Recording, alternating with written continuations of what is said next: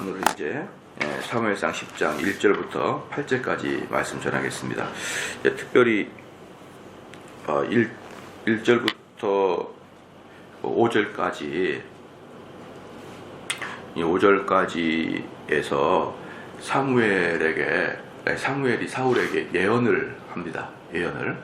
그러니까 이제 계속 보면은 어제도 말씀드렸지만 사울에게 너에게 지금 예언하는 것은 하나님의 영을 통해서 예언하고 있는 것이다 라는 것을 계속 확증적으로 보여주려고 하는 거예요. 확증적으로. 왜냐하면 너무 귀중한 일이고 이 사울의 직분이, 그리고 아무런 근거 없이 계속 말을 하게 되면은 신임이 안 가잖아요. 그래서 세 가지로 보여주는데, 첫 번째는 이제 2절에서 만나는 게 뭐냐 그러면 베냐민 경계 셀사라는 지역에 있어요. 지역에 있는데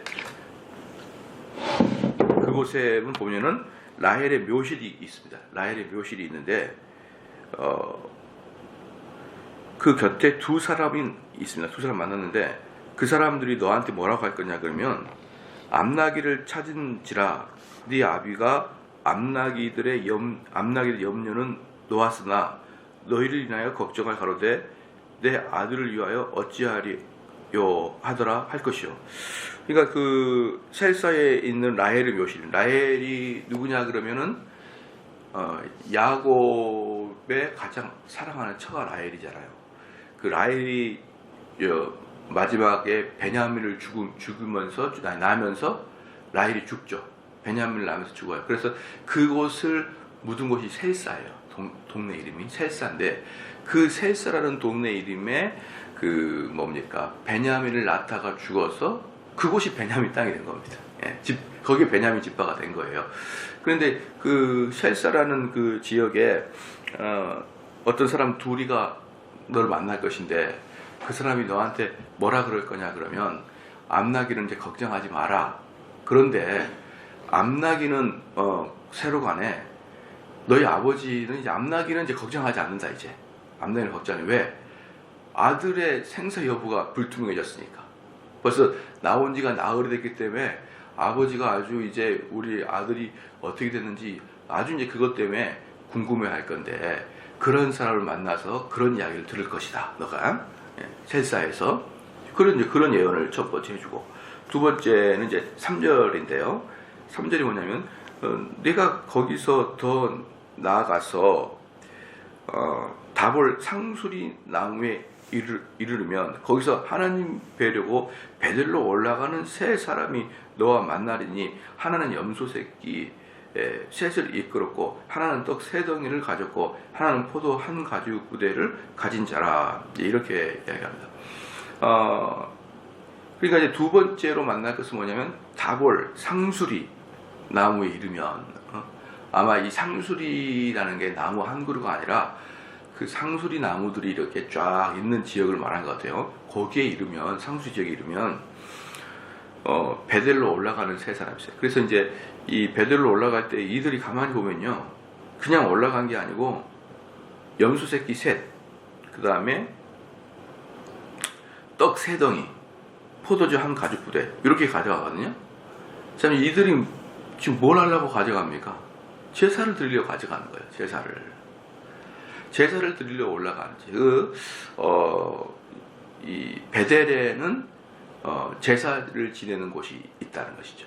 제사를 지내는. 그래서 이제 결국은 지금 우리가 알 수 있는 게 뭐냐 그러면, 실로가 이제 제사를 드리는 역할을 못하게 된 거죠. 언약궤를 빼앗김으로 사사기 시대 때 실로가 없어졌는데, 그럼 이 제사는 현재 어느 곳에 들어있냐 그러면 라마, 사무엘이 그 본거지를 두고 있는 라마 지역에 제사를 지내는 것이고, 그 다음에 여기 두 번째 베델 지역에도 제사를 드리는 곳이 있다는 것이죠.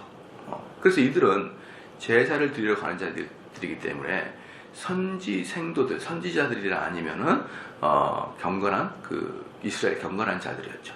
그들이 이제 제사를 드리러 가다가 그 4절에 그들이 내게 문안하고 떡 두 덩이를 주겠고 너는 그에게 그 손에서 받으리라. 근데 이제 그들이 제사를 드리고 가는 중에 떡 세 덩이를 가지고 가는 와중에 떡 두 덩이를 너에게 줄 것이다 라는 것이죠. 너에게 줄 것이다. 이제 그래서 이제 그렇게 줍니다. 이제 줘요. 이제 뒤에 보면은 그 예언이 끝난 다음에. 그런데 이제 여기서 보면은 여러분 이게 사람이라는 게 로봇처럼 프로그램화 되어 있지 않거든요. 프로그램화 되어 있지 않아 가지고 그냥 아무 생각 없이 하나님이 명령하신 대로 이렇게 수행을 하는 게 아니고 자기들은 자기들 나름대로의 마음의 자유의지를 가지고 하는 거예요. 자기들은. 그러면은 왜 이 사람들이 하나님께 바쳐야 될 떡 세 덩이 중에 두 덩이를 이 이름 모를 사울에게 줬느냐? 첫 번째는 사울을 보는 순간 이들의 마음에 극률한 마음이 생긴 거예요. 극률한 마음. 젊은이가 아주 저러다가 죽겠구나 싶을 정도로 아주 안 돼 보였던 거죠. 사울이란 청년이. 두 번째 이유는 뭐냐면 그렇게 극률한 마음으로 자기들이 원해서 사울에게 떡을 줬는데 구속사적 관점이 본다 그러면은 초대 왕이 될 자에게 하나님께 바칠 예물을 그 초대 왕에게 바친 거예요. 그러니까 그에게 제사장과 같은 그런 위치를 그렇게 준 것이죠. 그래서 10장 1절에 안수하잖아요. 10장 1절에 이에 사무엘이 기름병을 취하여 사울의 머리에 붓고 이러죠. 머리에 부었지 않습니까? 그럼 이전에는 누가 있었냐 그러면 아론이라는 대제사장이 있었죠. 아론이라는 대제사장에게 먼저 기름을 부었고 그 다음에 아론 이후에 선지자에게 기름을 부었어요. 그 다음에 순차적으로 마지막으로 왕에게 기름 부음 받는 것이죠. 그러니까 우리는 기름 부음 받는 자가 제사장, 선지자, 왕인데 그 순서도 제사장, 선지자, 왕이에요. 왕이 제일 마지막에 기름 부음을 받게 되는 거죠. 그래서 우리는 구약에서 3대 기름 부음 받는 자가 있는데 그것도 순서대로 제사장부터의 순서다. 그래서 그렇게 됐고, 그런데 이렇게 아주 기름 부음 받는 자, 제사장, 선지자와 같은 그런 아주 높은 지위에 올라갈 수 있는 그러한 위치에 있는 사울에게 베델로 올라가는 사람들이 자신들도 모르게 그들에게 그 대우를 하고 있는 거예요. 거의 제사장의 대우를, 대제사장의 대우를 사울에게 하고 있는 것이죠. 여기서 이제 세 가지 직분이 하나님께 기름 부음 받은 자인데 그 기름 부음 받은 자는 왜 기름 부음 받냐 그러면 그 두 가지 이유 때문에 그럽니다. 첫 번째는 하나님이 너를 불렀다는 것을 확실하게 알기 위해서. 너는 하나님의 일을 불렀다는 것을 확실하게 알기 위해서. 두 번째는 뭐냐 그러면 너는 하나님의 일을 대행하기 위해서 그걸 주는 거예요. 하나는 하나님의 소명을 분명하게 하기 위해서. 두 번째는 하나님의 사역을 대행하기 위해서입니다. 그러면 이스라엘 사람들이 보기에 하나님의 일을 대행하는 사람 세 가지가 제사장, 선지자, 왕이에요. 하나님의 일을 대행하는 사람. 그럼 제사장은 누구냐 그러면은 제사장은 어떤 일을 하냐 그러면 나와 하나님 관계에서 중간에서 중보자 일을 하는 게 제사장의 역할이에요. 하나님 홍길동이가 잘못했으니 홍길동이를 용서해 주십시오. 이게 제사장의 역할이란 말이죠. 그럼 그 제사장의 역할은 누가 하느냐? 예수 그리스도가 대제사장을 완성하실 것이죠. 예수 그리스도 대제사장 완성합니다. 저 왕의 역할은 누가 합니까? 당연히 이 나라의 왕을 이야기하는 거예요. 지금도. 그 다음에 그러면은 목사님 왕은 기름 부음 받은 자니까 모든 자가 왕에게 순종해야 됩니까? 절대 그러지 않죠. 왜냐 그러면 구약에서도 악한 왕들이 얼마나 많이 나왔습니까? 악한 왕들이 얼마나 많이 나왔어요. 그렇기 때문에 하나님의 기름 부는 자, 그래서 그 왕은 하나님이 세우셨기 때문에 그 왕한테 대항하면 안 된다. 그게 바로 왕권의 신수설이에요. 유럽 당시에 종교개혁 이전에 수많은 왕들이 그 왕권 신수설에 의해서 내가 이 짐은 곧 국가다, 짐이 곧 법이다, 막 이런 식으로 그런 이야기를 해야 되는 이유가 바로 이런 이유 때문이거든요. 근데 여러분, 왕이 하나님이 세우셨으니까 왕은 우리가 쿠데타를 일으키면 안 된다. 이렇게 나가면 안 되고요. 왕은 하나님이 세우셨으니까 그 왕은 하나님의 일을 대신해야 된다. 이렇게 나가야 되는 거예요. 그게 사실은 성경에 맞는 말이죠. 성경에도 엄청나게 많은 왕들이 하나님 말씀대로 못해가지고 이스라엘 백성들이 멸망으로 이끌어가잖아요. 멸망으로 이끌어갑니다. 이런 것들이 우리가 좀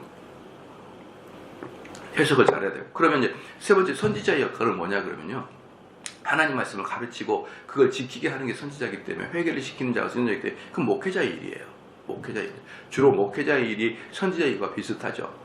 그렇게 되면은 여러분들이 잘 알다시피 기름 부음 받는 자, 셋 중에 하나의 일을 목회자가 하고 있어요. 근데 여러분들은 느끼기에 목회자가 그렇게 중대한 사람으로 안 보이죠. 그게 바로 현대 교회의 비극인 거예요. 비극이에요. 성도들이 목회자를 생각할 때도, 목회자가 자기 직분을 생각할 때도 그렇게까지 중차대하게 보질 않아요. 그렇게까지 아주 중요하게 보질 않는단 말입니다. 서로 간에. 목회자 스스로도 자기를 그렇게 높이 평가하지 못하고 교인들이 목회자를 볼 때도 그렇게 높이 평가하지 못해요. 천만의 말씀이에요. 하나님 말씀으로 여러분의 영혼을 이끌어갈 자가 하나님의 기름 부음 받는 그런 직분을 가진 자란 말이죠. 저는 그런 목회자에 대한 존경심을 여러분이 가져야 되는 것이고, 여기는 이제 목회자가 없으니까 그렇지만 제가 만약에 목회자들에게 강의한다 그러면 저는 톡톡하게 이야기할 거예요. 아주 강력하게. 니네들이 어떤 존재인지 아냐? 육체의 의사보다 훨씬 더 너희들은 중요한 일을 하고 있는데, 여러분 의사들은 얼마나 자기 일에 대해서 중차대한 감정을 일으킵니까? 자기의 수술 하나에, 자기의 진단 하나에 사람의 목숨이 왔다 갔다 하니까 그들은 얼마나 그걸 위험한 일을 감수합니까? 그런데 목회자들은 안 그래요. 그렇게까지 자기의 설교 하나와 가르침 하나가 사람의 영혼을 좌우한다고 생각 안 해요, 목사들은. 그냥 그러기 때문에 재밌는 이야기하고 지나가고 그런 거 많은 거죠. 그렇죠? 그런데 어쨌든 두 번째 뭡니까? 두 번째는 다볼 상수리 나무 아래에서 3명의 사람을 만날 것이고, 그 중에 떡 2덩이를 너가 받아 먹을 것인데 그것은 너를 대제사장의 직분이나 높이 평가하는 것이다 라는 것을 두 번째 예언을 해줬고요. 세 번째 예언은 뭐냐면 5절입니다. 그 후에 네가 하나님의 산에 이르리니 그곳에는 블레셋 사람의 영문이 있느니라. 블레셋 사람의 영문이 뭐냐면 블레셋 사람들의 어떤 총영사관이라는 뜻이에요. 옛날에 우리나라로 말하면 조선 총독부 같은, 그렇게 또 크지 않다 그러면 그 각 지역에 있는 좀 대형 도시에, 직할시 같은 곳에 있는 어떤 그 총독부의 지부들이 있을 거 아니에요. 그런 지부를 말하는 거예요. 블레셋 사람의 영문, 즉 블레셋 사람이 이스라엘을 침공해가지고 이스라엘 지역마다 블레셋의 어떤 그 본부를 하나씩 두고 있는 것이죠. 그래서 네가 그리로 가서 그 성읍으로 들어갈 때에 선지자의 무리가 산당에서부터 비파와 소고와 저와 수금을 앞세우고 예언하며 내려온 것을 만날 것이다 그랬습니다. 그러니까 하나님의 산이 어디냐 그러면 하나님의 산을 히브리 원문으로 보면은 뭐라고 표현하냐면 기브아트 하엘로힘이라고 하죠. 기브아트 하엘로힘. 기브아트라는 것은 그 기브아예요. 기브아에 있는 하가 정관사 더입니다. 하엘로힘. 하나님을 예배하는 기브아 이거예요. 즉 기브아에도 뭐가 있는 겁니까? 제단이 있어요. 그러니까 오늘 세 개를 볼 수 있으면 라마에 하나가 있고 베델 하나에 있고 기브아에 있는 거예요. 그래서 그 후에 네가 하나님의 산, 즉 기브아트 하 엘로임, 기브아에 있는 하나님의 전당, 요거 이런 뜻이에요. 이르리니, 그것은 블레셋 사람의 영문에 이르니 네가 거기로 가서 그 성으로 들어갈 때 선지자의 생도들이, 그러니까 선지자 무리들이 이렇게 산당에서도 내려옵니다. 기브아 산당에서 내려와요. 선지자 무리가 비파는 뭐냐 그러면은 하트 모양으로 생긴 여러분 10가지 수금이에요. 10줄 있는 것은 그게 비파입니다. 그리고 가끔 그 천사들이 하고 있는 거 보이잖아요. 그게 비파고, 그 다음에 소고는 우리로 말하면 탬버린이랑 비슷하게 생겼어요. 탬버린 비슷하게 했고, 그다음에 이 저는 뭐냐 그러면은 풀룩같이 생긴 겁니다.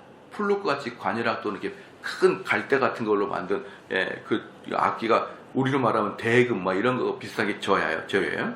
수금은 뭐냐 그러면 지금으로 말하면 기타입니다. 기타. 좀 들고 다니면서 손쉽게 칠 수 있는 기타. 이런 것들을 세우며 예언하며 내려오는 것을 만날 것이요. 그런 사람들이 이제 오는 거예요.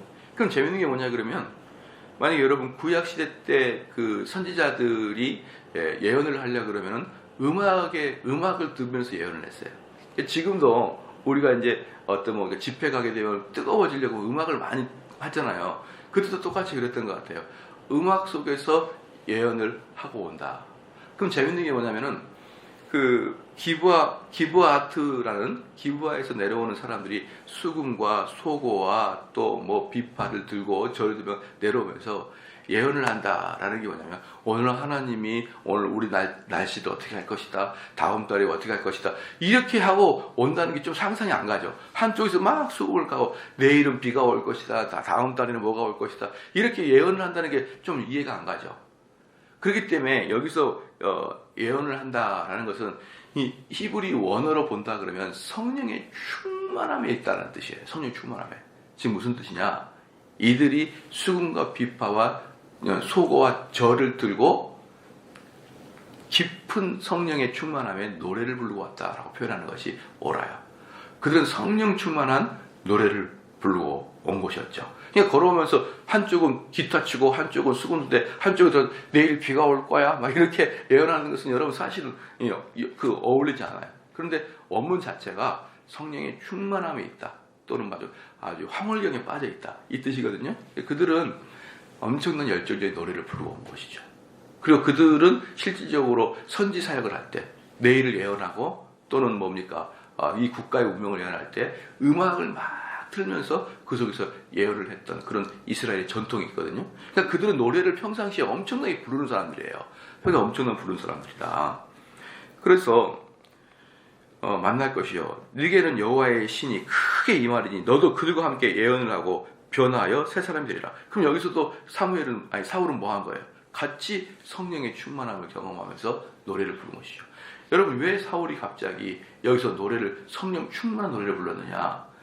첫 번째, 두 번째, 세 번째에 사무엘이 예언한 게 똑같이 이루어지니까 사울은 완전히 이제 믿어버리고 놀래버린 거예요. 야, 이게 완전히 하나님이 보시듯이 이런 일이 탁 생기는구나. 이렇게 해가지고 너는 변하여 새 사람이 되었다. 이게 뭐냐면은 중생의 개념의 새 사람이 아니라 하나님께서 기름 부음 받을 때는요 그 위치도 정해주지만 그 위치를 해 나갈 수 있는 능력도 허락하여 주십니다. 능력도. 그러니까 이 사울은 이제 왕이 될 수 있는 능력까지 그때 받은 거예요. 그래서 너는 옛날의 사울이 아니라 이제는 너는 새로운 이제 능력을 가지게 되는 그런 사울이 될 것이다 라고 이제 이야기를 해준 것이죠. 이 7절에 이 징조가 내게 임하거든 너는 기회를 따라 행하라 하나님이 너와 함께 하시리라. 이제 너는 이런 것들을 다 경험한 다음에 너는 확신을 가지게 될 것이라고 해요. 너는 확신을 가지게 되는데 얼마나 확신을 가지냐 그러면 너는 이제 하나님이 널 곁을 떠나지 않고 계속 너 옆에 있을 것이라는 확신 속에 사로잡힐 것이다 라는 것이죠. 그래서 8절에 너는 나보다 앞서 길갈로 내려가라. 내가 네게로 내려가서 번제와 화목제를 드리리니 내가 네게 가서 너의 행할 것을 가르칠 때까지 7일을 기다리라. 번제는 뭐냐면 완전히 헌신한 무슨 왕이 되거나 제사장이 되면 나는 이제 온전히 내 인생을 하나님께 헌신합니다 라는 그 번제를 드리고 화목제는 뭡니까?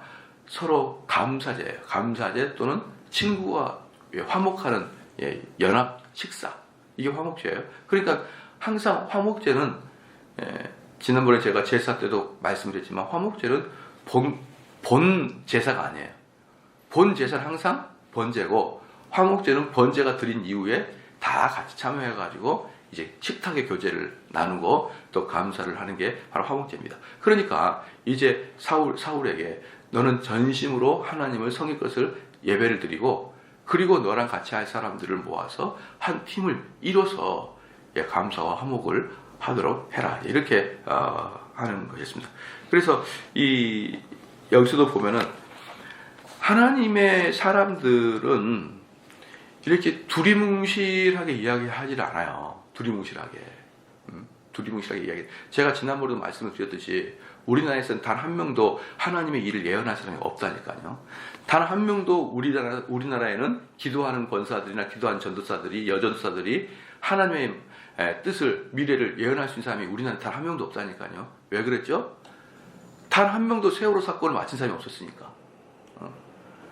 세월호 지금 배를 띄면 안 됩니다. 이것은 며칠 후에 가라앉습니다. 그런 사람이 단 한 명도 없었잖아요. 이렇게 중요한 중요하고 한국 사회를 슬프게 빠졌던 세월호 사건을 예언할 수 있었던 예언자에 한 명도 없었잖아요. 그러니까 우리나라는 예언할 수 있는 사람이 아무도 없는 거예요. 그래서 여러분들이 혹시라도 연초에 또 어디 뭐 기도원 가가지고 어느 권사가 또 용하다더라. 용한 것은 점쟁이가 용하지 뭘 점쟁이도 미리를 못 맞춰요. 점쟁이도 아무도. 그러니까 여러분들의 미래가 궁금하다고 그런 사람 찾아다니는 것 자체가 얼마나 불신앙적이며 하나님을 경홀히 여기는 것인가를 아시고 혹시라도 주변에 있는 사람들이 기도받으러 간다 어찌러 간다 그런 사람이 있으면 혼찌검을 내주세요. 그 인간이 하나님 말씀 알았다고 왜 세월에 또는 잠잠하게 있다가 340명 되는 학생을 죽이게 했냐고 한번 따져 물어보세요. 너는 하나님 왜 너에게 그런 얘기 안 해주셨다냐 이러면서. 여러분 주변에 아마 분명히 있을 거예요. 그 정도 이 정도 나이가 되신 분들은 꼭 그 주변에 그런 분들이 계셔요. 기도받으러 간다 어찌러 간다.